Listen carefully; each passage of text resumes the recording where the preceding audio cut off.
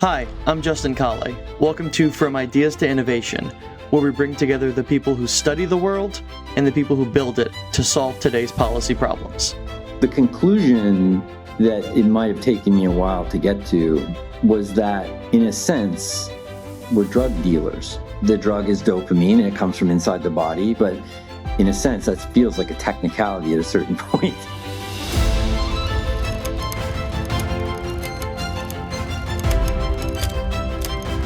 John Jameson Gould is the CEO of the media and communications company Marble House and the editorial director of the current affairs brand The Signal. He's the former digital editor of The Atlantic, editor of The New Republic, and editor-at-large of The Washington Monthly, and was previously a lecturer in history and political science at Yale, where he got his PhD in the history of political thought. All right, well, John, thank you for joining From Ideas to Innovation podcast. Thanks for having me, Justin. There's nothing I'd rather do with a Friday afternoon, so thanks for having me. Well, yeah, one of the reasons I'm really excited to have you on is because I think you have this kind of you're the perfect guest for this type of podcast, From Ideas to Innovation, because you had such an interesting career path. You went into, got your PhD and you worked in academia for a little bit, and then you started working in more traditional journalism, and you also worked at McKinsey in consulting, and now you have your own startup media company. So it really is like an interesting blend of all these different worlds together. So one thing I'm curious about to start out with is, where did the idea for The Signal start? Like, not necessarily when did you form the LLC or started the website or whatever, but when did the actual idea, like what motivated you to start The Signal?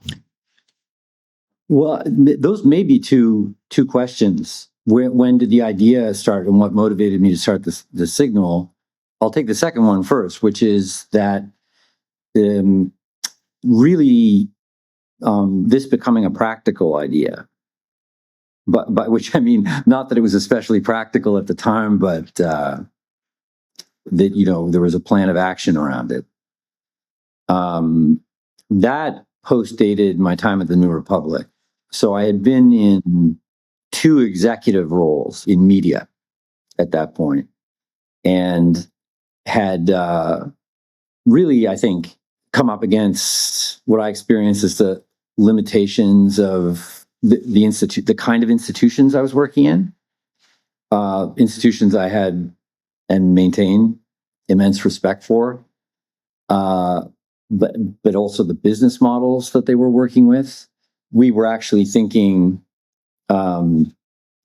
early days, there were some questions about investing into an existing media platform or media brand. We considered that a little bit, but in the end, it's always one complication or after another if you're really trying to merge new ideas into an existing institution.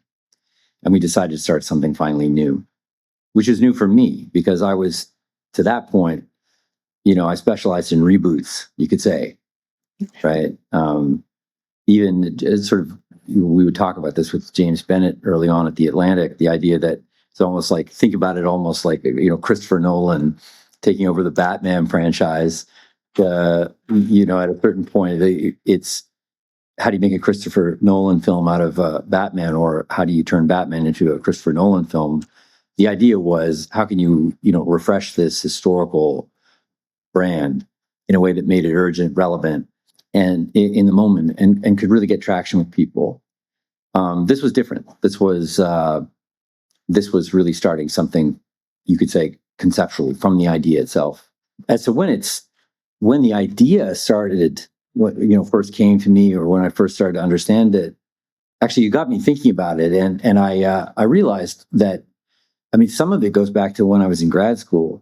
Possibly How so? Beyond that, but there are limits to one's memory. I'm 300 years old now, so but I can say, I'll give you an example. One of the ideas which we can get into, which is at the heart of the Signal, as you know, is something I refer to as the primacy of the question. And if I were to try to make that simple, this goes to the name of the Signal in a way that we live in an information saturated environment. The more I think about that, the more I'm inclined to say it's not so much information as narrative. We live in a narrative saturated environment. And I think this is becoming increasingly, that's where the metaphor of noise plays in here, right? Just they are living with so many stories coming at them all the time. That's what happens when you kind of turn on the internet or, Right. go to certainly to social media platforms or go anywhere. You could doom scroll for forever. I mean, I'm guilty of it as much as anybody. You can doom scroll forever. And what you're encountering while doom scrolling, what is that experience? It's just someone telling you something. It's almost like smash cut to a completely different story. And there's something that matches the traditional liberal idea of the public sphere in all of this, right? Let's have it out. It's very Millian. All kinds of different views. Let them do battle and let the truth emerge. It's a marketplace of ideas sort of mindset. Yeah, the marketplace of ideas. And I think that we have to have a certain almost reverence for that idea as just a remarkable achievement of the modern world. It go certainly any longer than that, and it starts to become completely alien. Mm-hmm. So this is complicated because what you have is something that almost represents, you could say, an apotheosis of the idea of the liberal public sphere. But what's the reality of it? The reality of it is being stressed out deeply. This is, widely understood phenomenon that there's just a tremendous relationship, however complicated it is, powerful, between media consumption, news consumption, and anxiety. Right. So part of, if we want to say part of the IP of the signal, right, is the idea of the primacy of the question, which is that this is the brand and the brand's products are built around what we would call interpretive journalism. That is to say, we're trying to make sense of things. We're not sending ourselves, right, reporters out into the Congo or anywhere else. We're not directly engaged in that sort of intrepid reportorial work, but rather trying to get our bearings in the world and help our audience do the same. Yeah, that's one of the things I like about the signal is that it's not necessarily, you're not trying to create the news. You are just trying to explain the news and explain what's going on to people who have a lot of things going on. Things that people, your customers are people who are typically very busy and have, many different paths of which they can go and a lot of things that can consume their time. So you want to be cognizant of that while also providing them, information that matters, which, a lot of the game in media companies, which you'll know better than most people, and certainly me, is that, more clicks, more views, more attention on the site equals, you've kind of locked in the consumer into that place. Yeah. And you've kind of created that sort of addiction in some sense. And the signal's definitely not trying to do that, which I find so fascinating. Yeah, and I think you're pointing to the relationship between this kind of the fundamental approach to the editorial work, questions first. Like I say, we never think, okay, something's happening, what's our take? Absolutely irrelevant, right? You're not going to share our takes, at the bar in the evening or whatever. No one needs that from us. But what are the questions? And that's really the kind of simple idea that we build it around are what are the key questions that these events are raising? Or what are the questions that are underneath the surface even? And then who can we find who we can talk to about those questions? And, we've developed the product, we've expanded it, we've taken it into different directions, but fundamentally that's at the heart of everything we do. It's really, sometimes I say, everything the signal does is just some kind of response to the question, what is happening? Right? Or what the hell is happening? But in order to do that, and this is one of the big things that I feel I was starting to come to grips with in the first instance, kind of on an involuntary basis. It was just sort of coming, starting to nag at me, you could say. The idea that the way that we were doing this, the way that we were succeeding was a problem.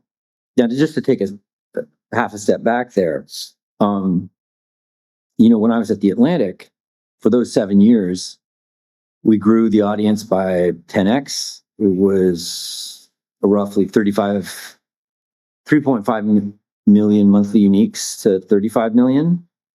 Wow. Now, I've just said that metric you should be suspicious of. We'll talk about that, but it was the metric, right? This actually just means the number of devices that connect to a website in a month. Mm-hmm. It's a proxy for human beings, but that's what it is. But with the business model around that, which was built on advertising at scale, that's what you want, and that worked. And so it was profitable. The Atlantic, for the first time in I think 150 years, whatever it was at the time, we won industry recognition, we won prizes. It was all seemed pretty good, and in many respects, it was. But from my perspective, I started to become more and more uncomfortable with the human reality of what this business model was. You'd hear people, very, very earnest people, kind of quite casually refer to the attention economy, and that's what we're a part of. And so that's what we do. And we have the eyeballs. We had Chartbeat. It's got a software called Chartbeat up on the wall in the main offices. I mean, I'm never inclined to call it a newsroom, but we had Chartbeat up on the wall, and you could see in real time where people's attention was going. And this was sort of normal. I didn't mind it. I thought, no, our people can handle it. It's fine. It's just data, right? We've got a mission-oriented place. I spent a lot of time on that. I spent a lot of time on coaching about our values, our ethos, our approach, our standards. This is good. It's good. It's a creative tension. It's good to understand how Facebook works. That's how you connect to people. But you put in creative tension with your own, institutional values and so on, and you get something good. So we felt good about it. The more I thought about it, I should start that again. It's not the more I thought about it, just it happened, right? It's much in a way that an idea comes to you. Some ideas can be really great. Some of them can be hard to process for you personally. Right. And I feel like especially in that moment, you have to, it's almost, when you're in that moment and you see kind of the views going up, and you see the amount of people who are paying attention going up, mm-hmm. and you see the kind of on that big screen of where people's attention are at a time to, at any given moment, it's almost like it's hard to think outside of that in the moment. I would imagine that it's hard to think outside of like, well, no, that's obviously good, right? We're seeing where people are going. We see all these views. We see that we're getting a lot. Like there, it's you feel, in a way, I mean, you have to feel successful in that, right? We did the job of getting people's attention to pay attention to the Atlantic over insert other media company. So that's got, in a way that, it's hard to be introspective, I guess, is what I'm trying to say. It'd be hard to be introspective in that moment whenever you see the success on the wall, literally at that moment. Yeah, that's absolutely right. In a way, you putting it that way, it's hard to be introspective. It's almost like it's the nature of introspection. The way you're being introspective is shaped so much by it. It's not like that in every instance, introspection as such would lead you in a better direction. It's just you're living so much within the values, you could say the compromises, the practical calculations of your institution, of your industry, as it works. I think you're right. You actually start to think like, my embrace of these exigencies is part of what makes me good at this. It might even make me better than some other people who are just grouchy about the whole thing, right? You can imagine, right? Okay, fine. Grumble about the internet. Well, I'm going to make something, and I'm going to work with people who are making something that can work. And as you put it, that can be better than some of these other brands that don't have any, we might say, moral seriousness behind them or anything like that. So what I'm describing is almost the shape of an attitude, the shape of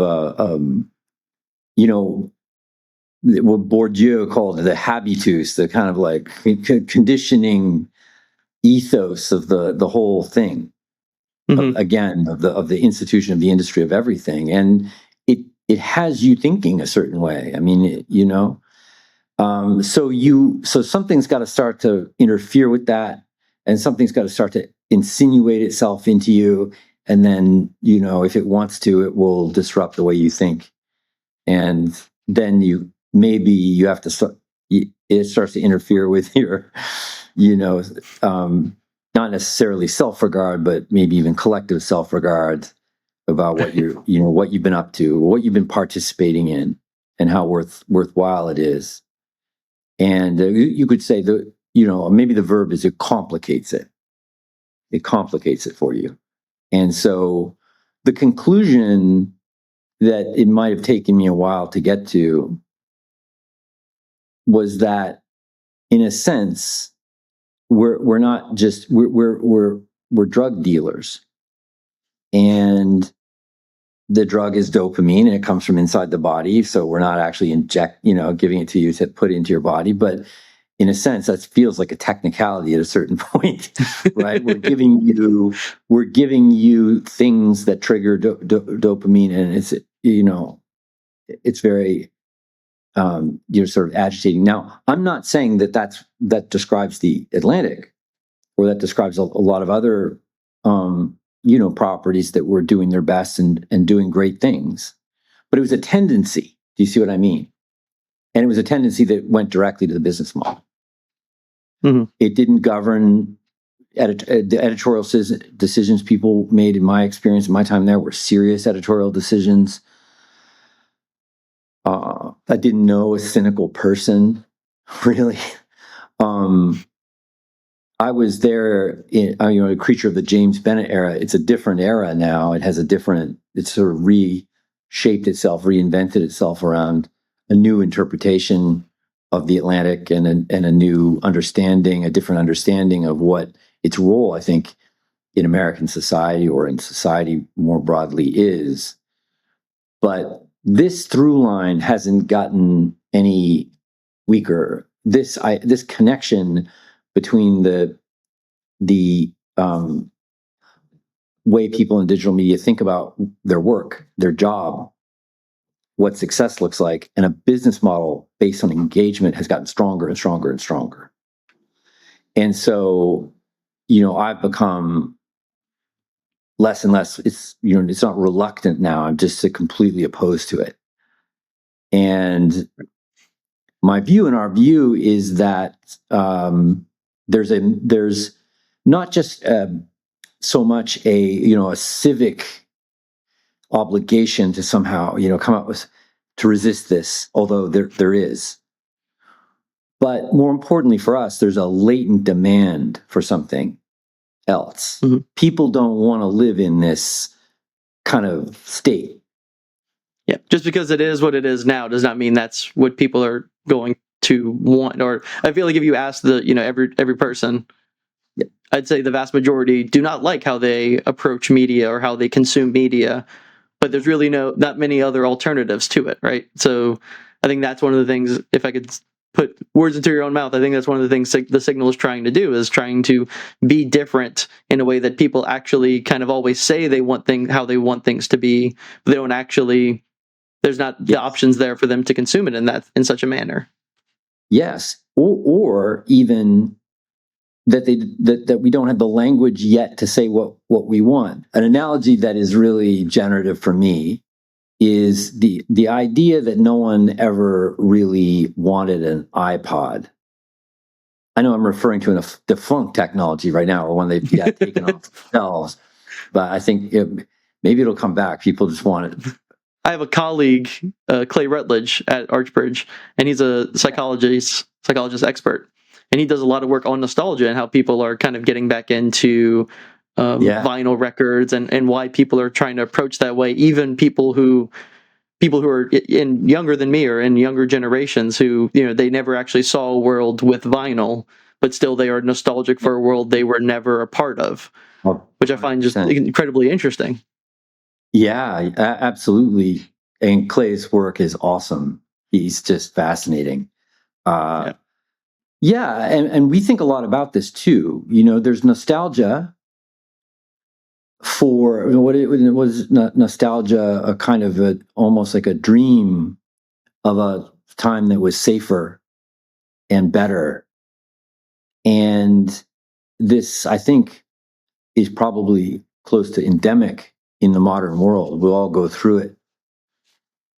When I was a kid, I remember one of the shows on TV, most popular shows, called Happy Days. Literally, it was called Happy Days, right? And it was about the 1950s as being this time when everything was kind of more normal and maybe innocent, but better. And there is that. And I think it will just come and go over and over and over again. There'll be new forms of nostalgia. Now that, kids are nostalgic for the 90s, which I sometimes forget was not yesterday. But there's also I think an affection for, you could call it modes of consumption that are pre-digital. And that is very interesting. And I think it's probably separate in some ways from nostalgia. A book, vinyl, hearing analog sound, that's an experience. Absolutely. Not being connected when you read, not being connected to the internet, not reading on a device that will all of a sudden, when if you're reading on your phone and then it just all of a sudden tells you that John's texting you again, you're like, freaking John, I'm trying to read. So I think it's very, very interesting. And part of what we think about is as a business is what those analog products can and should mean to us and to our audience as we're growing. And I'll say that we've gotten more and more and more interested in that over the last year and a half or so. And we're in the middle right now of the World Cup's coming up. We're in the middle right now of creating, in effect, a football fan magazine around the topic of autocratic ownership, state ownership, football clubs, and what it all means. But it's a print product.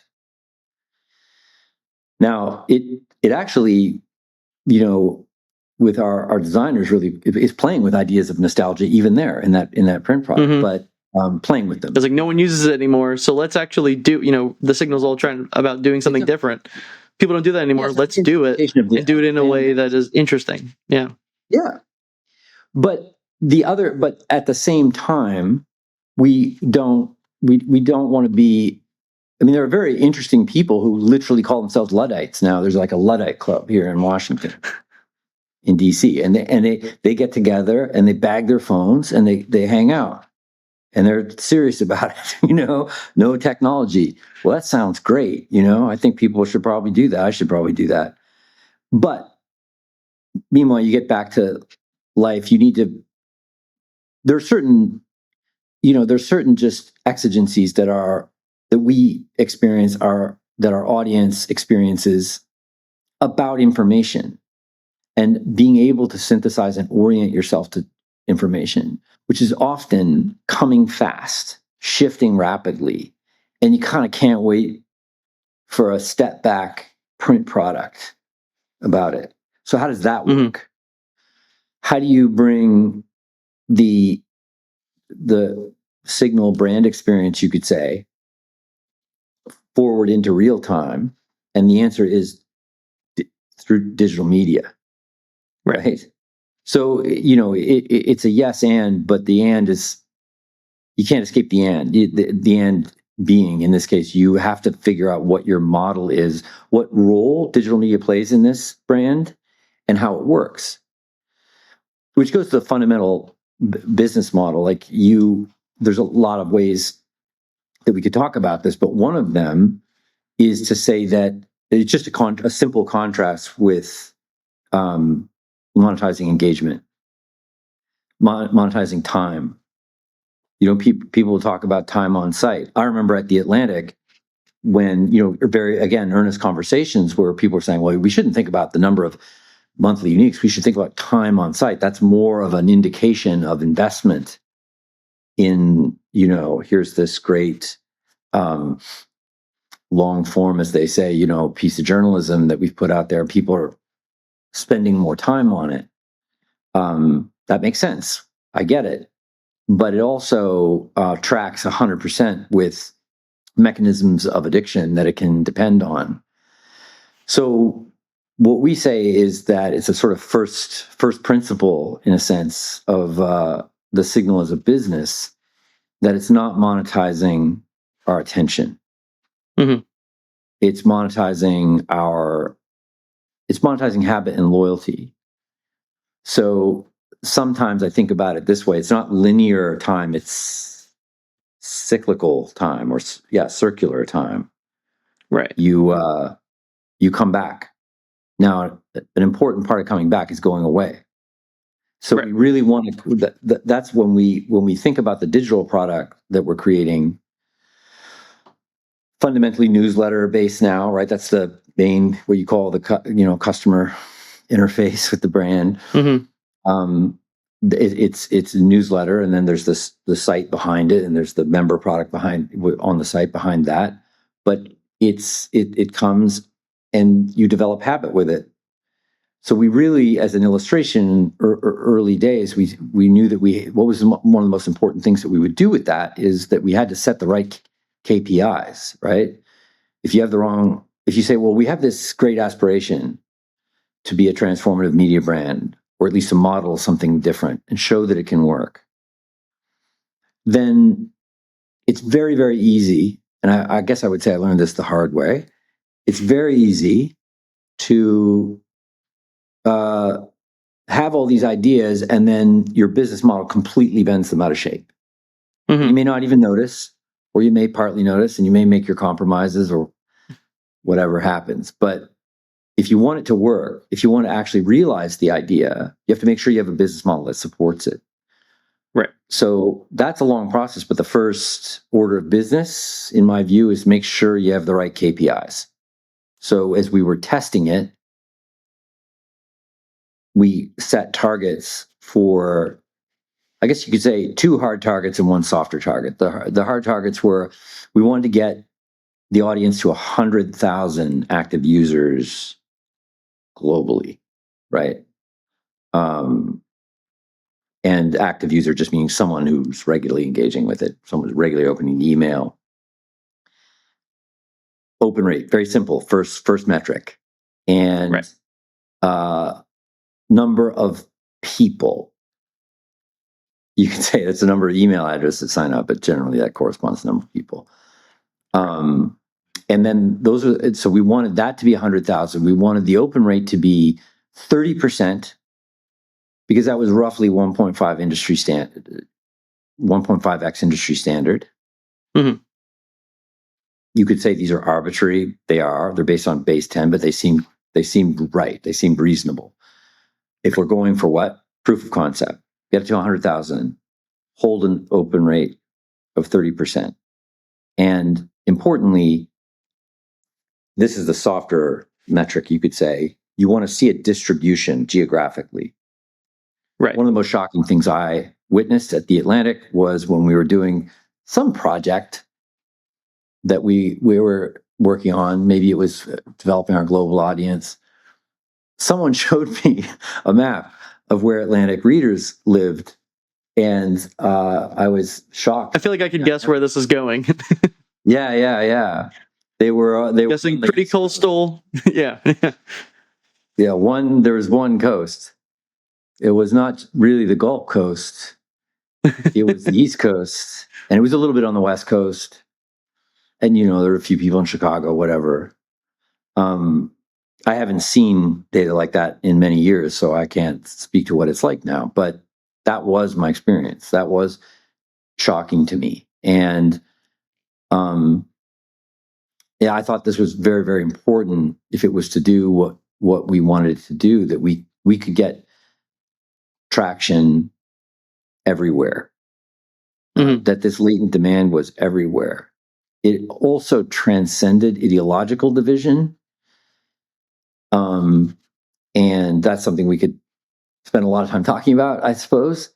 But that's our you could say our thesis is that there's this massive latent demand there, and we have got to go get it. And if we're only getting traction on the East Coast, we're not doing the right thing. We're not finding it. We're not. But do you mean there was an ideological, like it was pretty ideologically agnostic at the Atlantic, or you're talking about the Signal?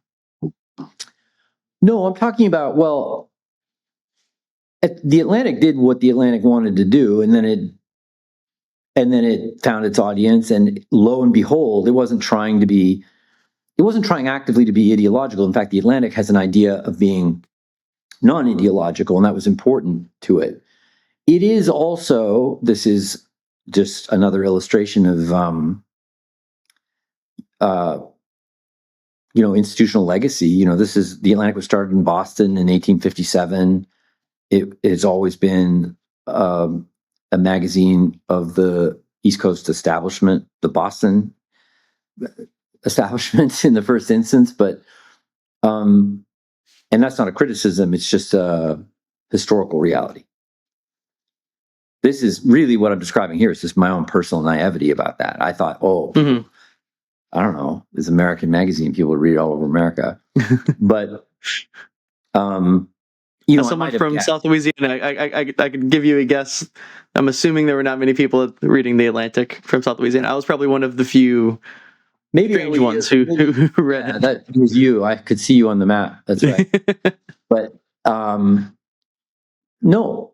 But it's interesting to dwell on that for a moment. As you get out of New Orleans, probably the Atlantic readers start to get thinner. But we can easily view that in the wrong way, and it is conditioned by. You could say it can be conditioned by ideology. It can be conditioned by cultural prejudice. But one thing that I knew that did not mean is that this represents any distribution of intelligence in the country, or curiosity, or anything like that. I did not believe that for a second. And the more you understand that, I believe, the more you understand, okay, how much cultural bias and how much political bias ends up being coded into your own understanding of a non-ideological, publication or brand. So we really wanted to be part of the project, is to be really clear, almost like parsimonious, really intentional, really clear with what the governing values are.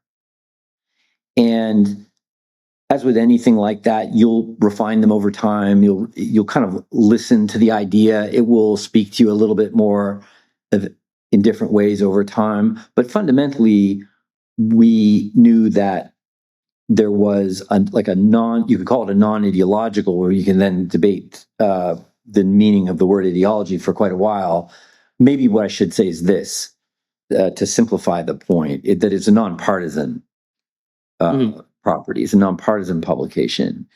And it takes as its first principles governing values that people share across the ideological divide.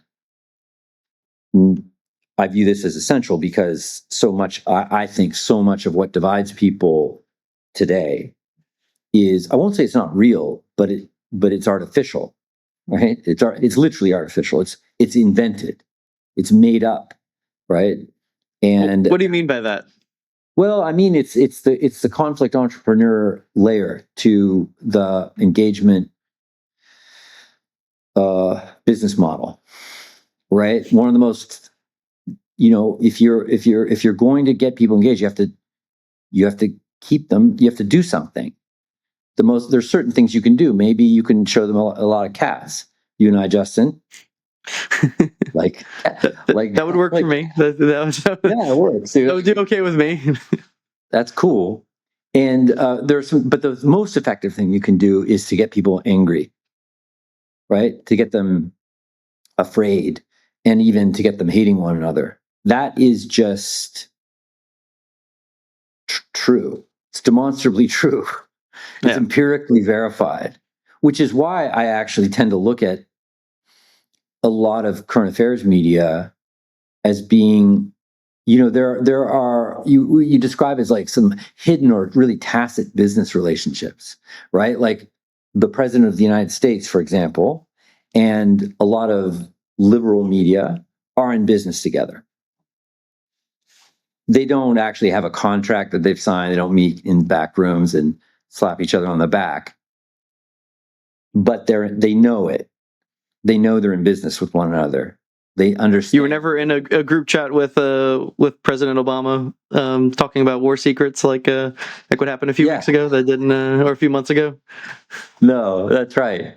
That's right. But it's a real phenomenon, right? It's the conflict entrepreneurial layer that runs through so much current affairs media. So we don't want to say we're neutral. I think that's just a complete that doesn't exist.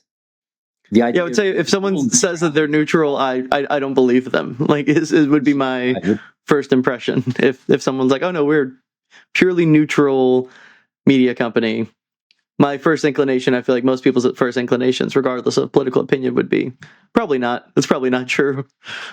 Yeah, I think you're right. I think it's a good skepticism to have. It's a good intuition to listen to.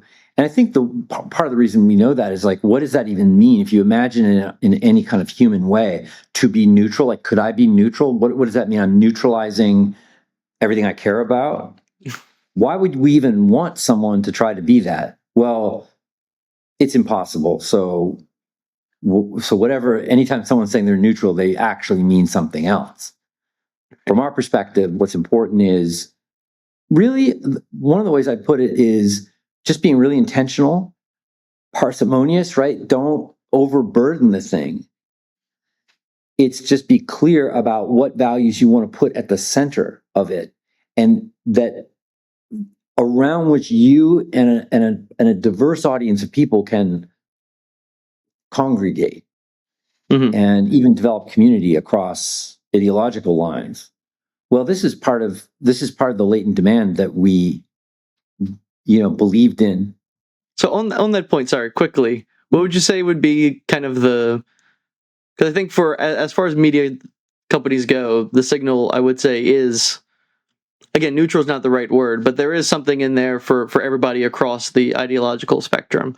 So what would you say are like the core principles of the signal that, like, we are targeting, or we hope to be a community of people who X or Y or Z or some combination of the three? Yeah, it's a great question. And again, I could probably answer that in a lot of different ways. What I would say is that who are we, right? Who is this audience or this community out there in the world? It's people who, in our case, actually want to live in an America where people can recognize their shared values around the American experiment, around life, liberty, and the pursuit of happiness, around the core values of a democratic society: tolerance, right? Dynamism, all of these things. If we were to simplify them, we might say we believe in the values, the constitutive values and essential conditions of a free democratic society. And this orients everything. So if I could be, you can tell me if I'm being unfair, but the way I would look at it is, if you look at kind of the horseshoe theory of politics, where the people on the far left and the far right often have a lot more in common with each other than people who are in the center left or center right, for example. So would you say predominantly most of the people who would like the signal or currently read or would be great customers to read would be pretty much the people on the larger part of that horseshoe? Or is that an unfair characterization? It's not unfair. It's true, and right. The more I learn about it, the more complicated it gets. I might have actually thought, yeah, that's it, a year ago or 18 months ago. But the more you learn about it, the more complex it gets. How? Well, just to go back to your observation for a moment, a lot of people on the far right and the far left do share or can share a lot in common in their, style of politics, in their rejection of liberal democracy and all of its unsatisfying compromises that they don't like, aspects of the economy that liberal democracy is intricated with, free markets, everything. They can share a lot of style, even if where they actually want to depart from liberal democratic society would point in different directions. And so you can see that there is, you kind of go to the middle of that curve and you have a population which is much more immediately predisposed to wanting something less focused immediately on conflict among ourselves and more focused on how we can support each other in understanding what we're all going through together. This is so much of what we're going through right now, we're going through together. The illusion of conflict entrepreneurialism is that you have, half the country is your enemy, them, they. You hear this all the time. This is the language of, you hear on the left about these fascists, right? They're all fascists. Not even that the president of the United States is a fascist, which is an interestingly debatable question, right? But that I would agree. Trump supporters are fascists. I'm not calling the president of the United States fascist. I actually don't think that's right. But what I'm saying is that it's definitely not right that half the country are fascists. That is, and not only is that not true, it's absolutely. And then the other half aren't communist. Yeah. The other half are communist, absolutely communist. So this is poison for us. You can see the connection between the conflict entrepreneurial layer to the business models in current affairs, media, and the algorithmic layer, the addictive layer, right? They work together. They support one another. They exist together for a reason.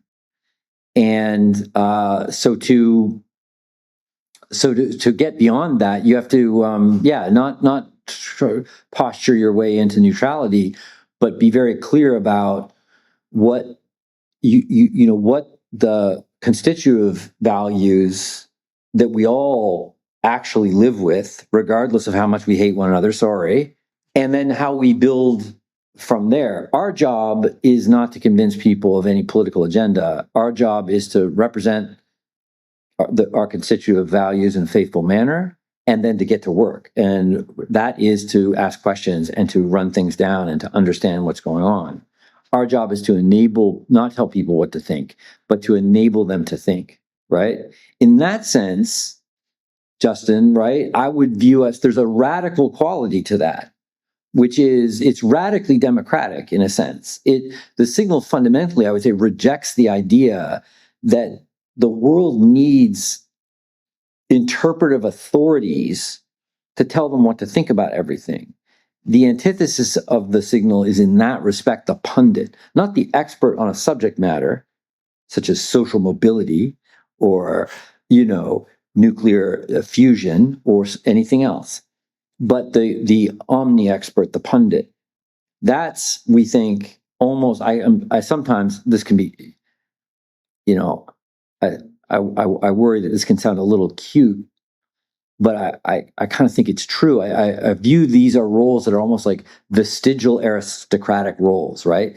People wanting to have lives in which they're above everyone else and can pronounce to the whatever, hoi polloi, what they should think.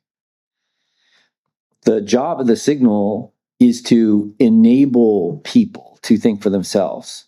The only thing worth doing in the end anyway, right? This is not to say that there's no role for persuasion, for argument, and so on. There is. It's important.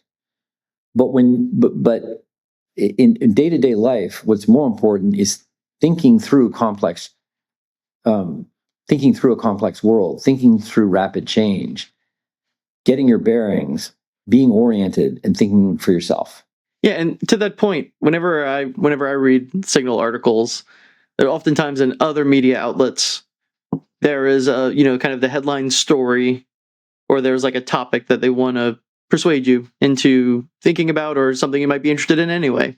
So you open it up, and there's certainly a tilt regardless of which direction you want to, which direction you find, appealing or not appealing. There's a tilt, and they kind of give examples, and they'll say something like, for example, Professor Asimoglu, for example, says this about AI as a pure example.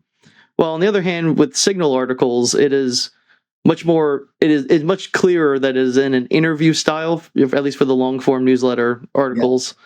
They're in the interview style to where you can just hear this person's opinion, and the article isn't written in a way that's trying to say, like, here's why you should or should not be worried about AI or housing or the Iran war or insert any topic. It's purely what you're getting from the forefront. There's a inherent truth, and you're putting the cards out on the table of this is not even an endorsement of this person's opinion. This is purely talking to them about this topic, and exactly what they're saying, exactly the questions we're asking. And this is just, again, to your point, to get you to think for yourself, like, do you find this argument persuasive? Because that's one of the things, and I think in a way it's somewhat similar to the podcasting space in a way, that there's this kind of question and answer. Obviously, depends on which podcast you listen to. Some of them are, they'll talk about kind of random topics, and they're not necessarily guided in the same values that the Signal is, right? It's more just, let's just have this cool conversation for 3 hours. It's a lot more of like, okay, well, there's this big topic. Let's talk to someone who is an expert in this topic. And then it's up for you to decide, do you agree with this person? On which ways do you agree with this person? For example, there's many Signal articles that I've read going into it that I had, my own opinions, my preconceived notions or ideas or biases about the topic. You read it and, you come to at least understand the other side if you go into it being like, oh, I'm not going to agree with this person on this. And you're like, okay, even if I don't fully endorse or agree with everything that they said, I know directly where they're coming from, and now, it's like, okay, well, when you look at it in that lens, this makes more sense, even if even if that's like changing my mind on the margin, or even still outright rejecting what they believe or think. You're at least in a space where you're seeing where they're coming from in a way that is not possible through a lot of modern media. And that kind of leads me to there's a long-winded way of leading to my next question, which is, if you look at any polling, trust in media is at an all-time low, at least as far as polling data goes back to. And obviously you've been in that space for a really long time. So I'm interested in what ways did you see that kind of firsthand in your previous roles? In what ways did that influence you in starting the Signal or working on the Signal in the first place? And in what ways are there things that are perhaps maybe misguided? I'd say that the public is wrong per se, but just that they're misguided in the way in which media actually works. Misguided in the way that media actually works, meaning that people are maybe in error not to trust them, or how do you think about that? Yeah, like is there something about how media really works that would maybe make someone take a step back, much like they would in a Signal article, to be like, okay, well, you might say, okay, person does not, answered on the survey, does not trust media. If they're just asked blanket, do you trust the media? And they say no. Is there something that they're in that question that, you have the opportunity to give your piece on it as to why? Are there any ways in which perhaps they are not wrong, but just misguided in the same way like a Signal article, where you just want to hear the other side? What helps me think about is actually, you can look at that question. You can kind of take some of the premises apart in the question about what media, trust in media is collapsing. Because really, as you point out, it's pretty amazing. And why is that? So what's media doing wrong that, is resulting in this collapse in trust? Right. Obviously, they're doing something wrong. The media, big M media, is doing something wrong to where people are less trusting. Obviously, but what you've got me thinking is like it may be that people are doing something. People are doing something like people are different, right? And one of the these people who were polling, or whoever's polling, Pew is polling. A lot of those people are living in the world in a way that's very different from their grandparents or their parents or even maybe them earlier in their lives. They're living in a digital environment that is much more shaped by division, by mistrust, right? So it's a very complicated question you're asking, actually, in a way that I can see it differently than I probably have looked at it before. Just how complicated that is. But I think you can go to some factors, and some of them are what has changed within media production, right? And some of it's what's changed within the world of media consumption, and right in the supply and in the demand. And the I'll just point to one big thing in each of those categories, and see where that goes or what you make of it. On the production side, I think one of the biggest changes has been the emergence of narrative as the sort of fundamental function of journalism, right? That has come to supplant reporting. There's still plenty of reporting, and reporters are my heroes. But in a lot of media, and particularly maybe what you'd say mainstream media, the role of narrative has become, just dominant. And you will hear of terms of phrase like the power of storytelling. You hear this a lot. It's been for years. This is, and a lot of the reason why younger people sometimes get into journalism, I recall them telling me, is like, I really believe in the power of storytelling. Right? I really want to tell powerful stories. And I started to think, oh boy, right? Because you can see where that's going in general. I get it. Yeah. Like, it makes total. I get the principle of it, right? But you could very much see where that can lead in a different path. Yeah. Yeah, you even get why it feels aspirational to someone, right? Why this is what I can do in the world. I can make things better through the power of storytelling.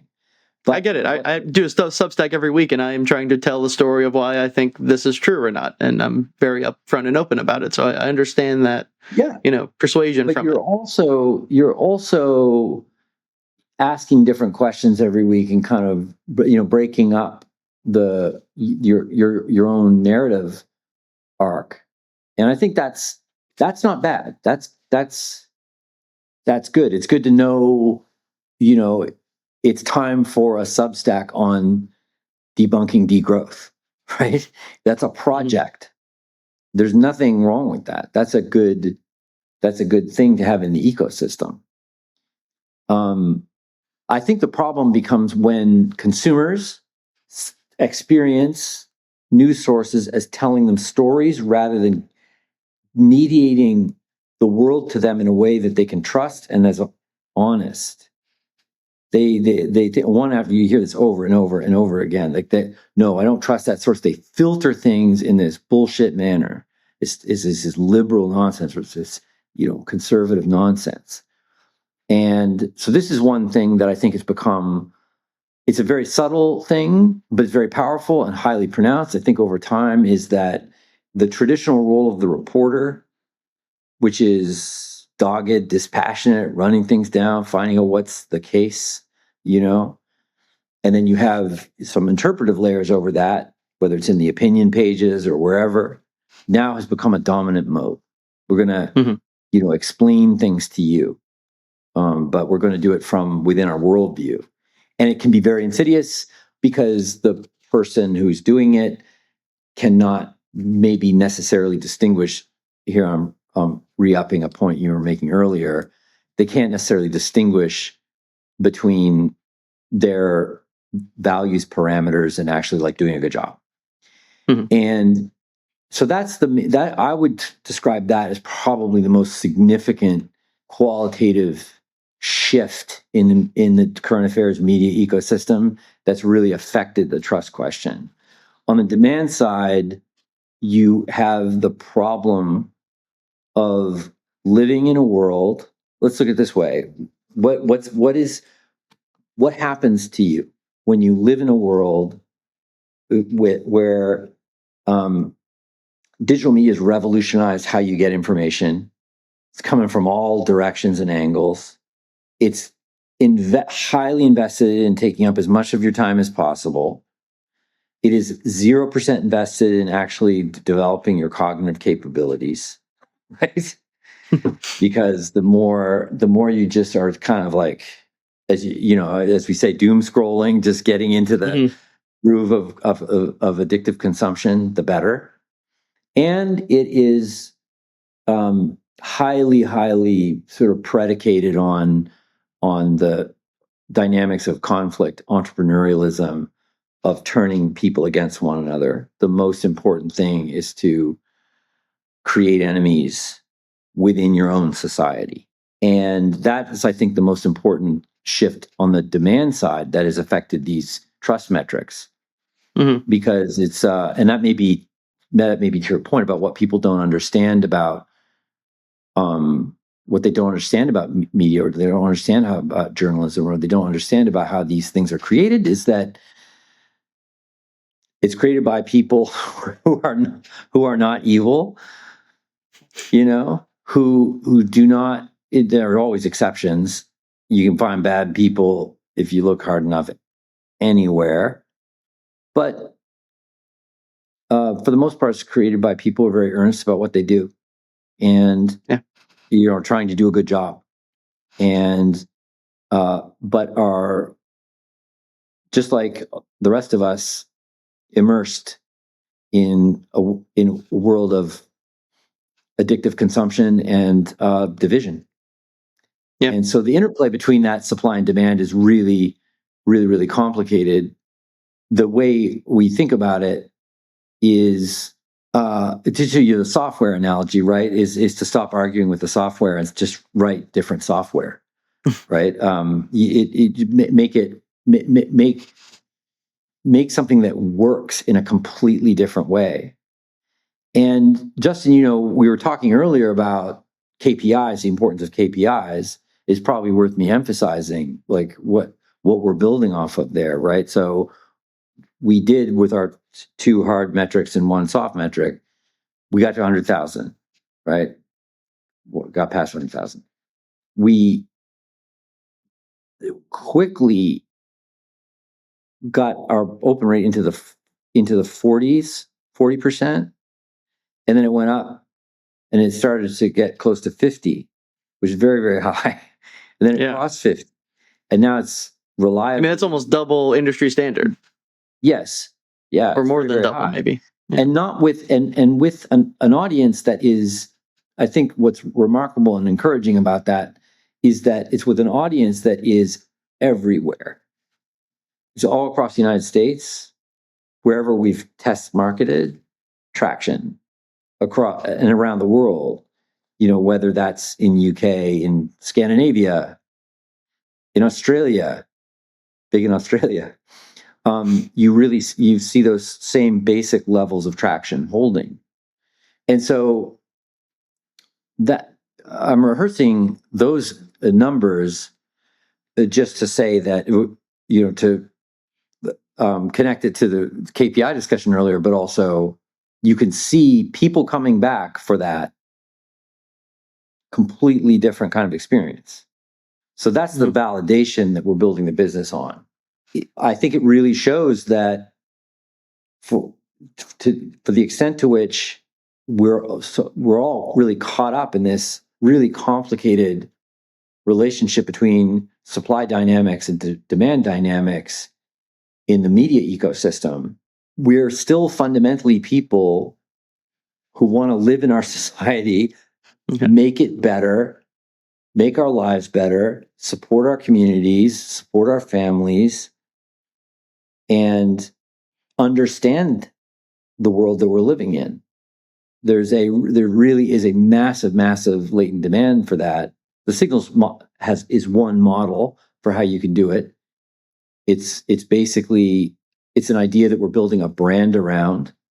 That digital product that we're talking about is a kind of central, if you think about it from the perspective of the business, what that digital product is a global customer acquisition and engagement channel, right?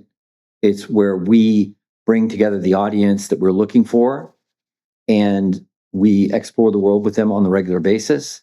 But it's also a platform from which we can engage them in print products, in events, and in other manifestations of the signal as a brand. Yeah, I love that. So my final question was going to be, give me an elevator pitch for why people should read the signal, but I think that was perfect.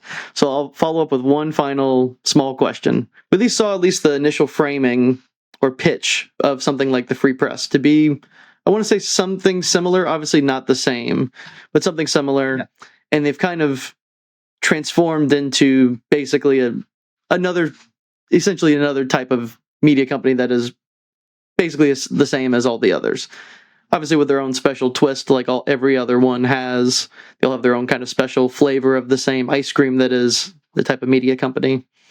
So what makes the Signal different for its readers, and how do you think about best trying to avoid that movement to just being another exact, replica with just a slightly different altering? Yeah, well, I think that our challenge to the Free Press would be, how do you follow through with what you present as your core idea with your IP? And what I mean by that, it's the idea of the Free Press, and I'm just focusing on the Free Press because you brought them up as an example. As you point out, all of these are all different flavors, different modalities. They're all specific in all kinds of ways. What's specific about the Free Press, and I think probably why you're bringing them up, is that the centrality of the idea of being free, free from narrative, free from the oppressive, fake consensus of mainstream media. Be an independent thinker. Forget that these sheep over there. Come join us, the people who are thinking for ourselves. And then I think you're right. You could say the IP of the Free Press ends up being very similar, right, to what you see in the institutions it criticizes, right? Like high degree of narrative consensus, a lot of emphasis on bad guys within your own society. And this is not to say that the Free Press does not do good work, because they do, and they got great. I agree with that. Yeah, and they're very interesting, and all kinds of good stuff. But there's a tension, in my opinion, between the promise of the brand, which many people may not care about, but I do. Between the promise of the brand and the reality of the product.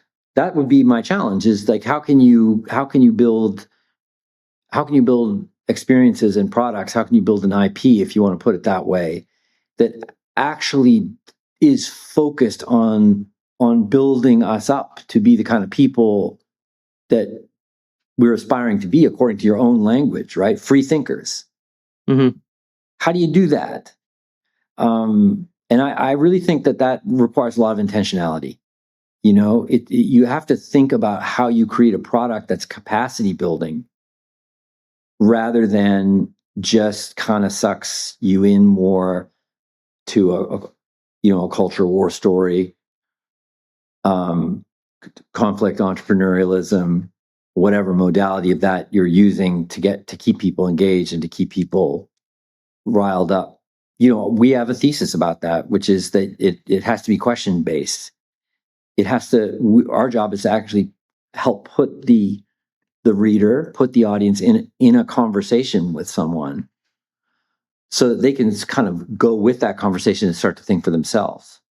Mm-hmm. Everyone we talk to has strong opinions about things. Our job. There's very few topics I don't have strong opinions about.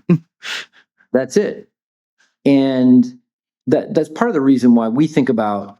I'm full of heuristics. I've always got these sort of ideas for sort of guiding ways of thinking about it. And one of them is that our job is to be almost like a TV detective, maybe like a real detective, but certainly like a TV detective. Why? Because the TV detective is actually you, right? It's your proxy in the story. Well, this isn't a story, but it kind of functions in a similar way, is that we aspire to giving the reader, to giving the audience an experience of navigating a complicated question with someone who knows what they're talking about, and to be able to think for himself or himself in the space between those questions and answers. What can we do with that? There is a lot more we can do with that. Well, I think what we're doing with that right now is quite tentative, preliminary, right? Basic in a way, simple in a way. But that's the fundamental idea. Why are we doing that? We're doing that because we want to develop a capacity building brand and a capacity building product. We want that people's experience of that capacity building to drive loyalty to the brand. It is what keeps people coming back. We have, anecdotal feedback, you say qualitative research that supports this, which is encouraging, but that's what we're doing. So that would be my challenge to a brand like the Free Press is, I understand your criticism of the mainstream media. I share it. And what I'd like to see is taking very, very seriously what it means to actually get beyond not merely the narrative consensus and bullshit that you find in mainstream media, but any narrative consensus and bullshit. You're not just trying to pull people over to another version of it, but actually create something different. And we would say something for which there is not merely a tremendous latent demand for, which I'd emphasize is a statement of massive optimism in the world. To say that there is this latent demand is to be a very hopeful person. I try to live my life as an optimist, and or hopeful at any rate, right? Which is maybe, optimism. Once optimism gets crushed, what do you have? You maybe can still have hope, something, a basis on which to move forward. Well, that's why I'm so gratified to see the traction we've been able to find, right? We now know that there's really something to build with here. We know mathematically that the TAM for this brand is in the tens of millions at least. That's some good data if you're a young company. Sure. But it's also hopeful because, again, the idea that there's a latent demand out there for something that is capacity building, that helps people think together more effectively, to understand their disagreements better, not to eliminate them, but to aspirationally support the development of a critical society that whose capacity is not being so relentlessly suppressed. And part of the way we look at it is, honestly, the troubles in the media ecosystem now in America, across the West, around the world, the success factors of a platform like TikTok. The Chinese Communist Party is not sleeping on this. There's a reason why.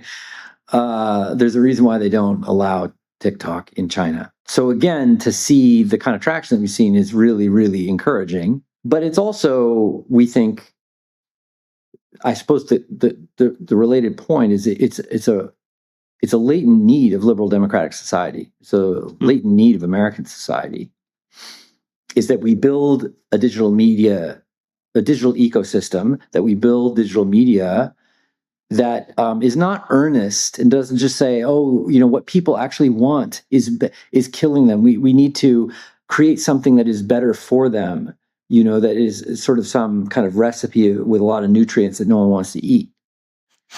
And our view is that won't go anywhere. It's one of the reasons why we're a for-profit company. The way that this works is to really find the latent demand and start to understand how to deliver against it. Thanks to John Gould.